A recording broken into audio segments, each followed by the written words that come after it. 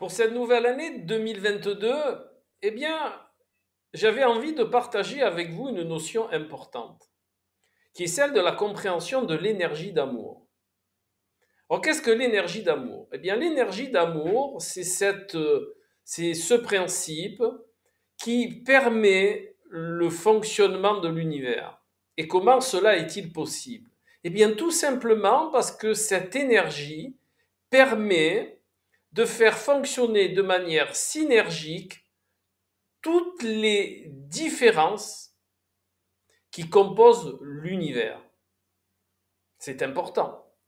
Tous les principes différents, particules, atomes, matière, étoiles, planètes, tout grâce à cette énergie, toutes ces différences, eh bien, elles fonctionnent de manière synergique pour le bien de l'ensemble. C'est ça qu'il est important de conscientiser, c'est que chaque individualité fonctionne pour le bien de l'ensemble.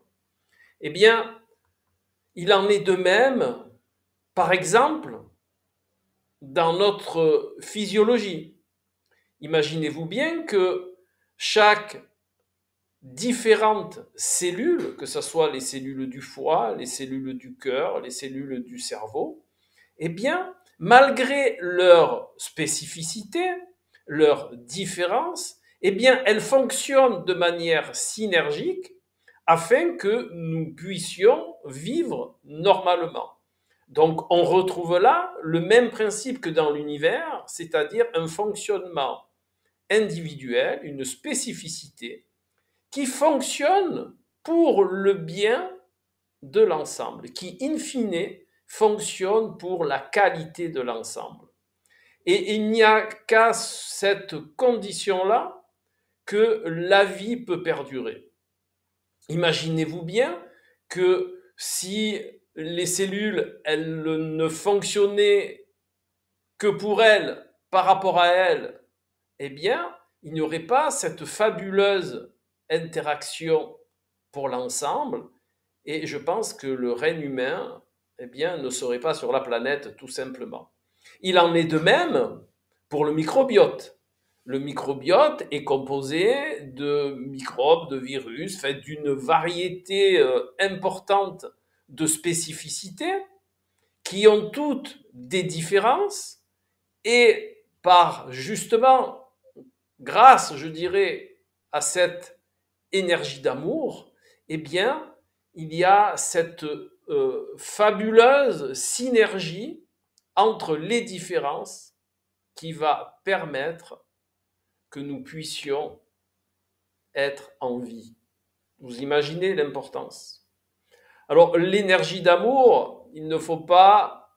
euh, c'est, on va dire que c'est pas la sentimentalité, ou l'on pourrait dire même que la sentimentalité, c'est-à-dire les relations amoureuses entre les êtres humains, est on va dire, est la strate basique de cette énergie d'amour.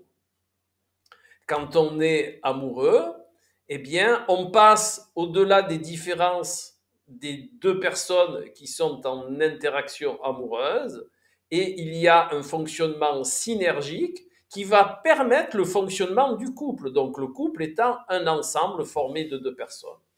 Vous voyez bien que grâce à cette énergie d'amour, qu'elle soit au niveau de la matière ou qu'elle soit au niveau émotionnel ou qu'elle soit au niveau spirituel et même subtil, eh bien, il y a toujours ce fonctionnement de l'éveil individuel, mais pas pour l'individu, pour le bien du collectif, pour le bien de l'ensemble.